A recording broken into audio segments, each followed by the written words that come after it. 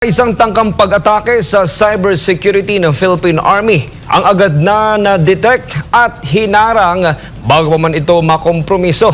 Kasalukuyan lang inimbestigahan ang insidente para matiyak na hindi na ito mauulit pa. Narito ang ulat ni Paul Montibon.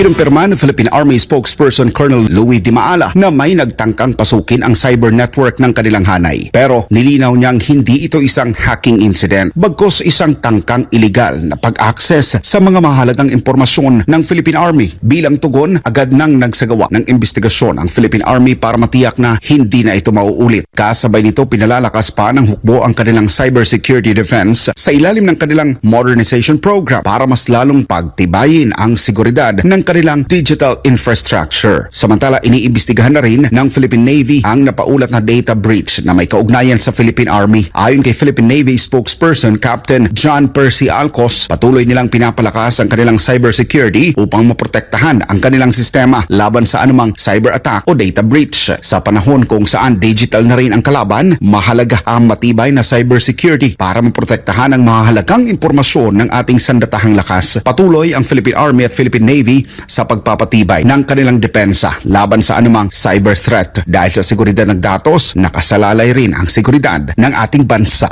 Para sa Diyos at sa Pilipinas kumahal. Nag-uulat Paul Montibon, SMNA News.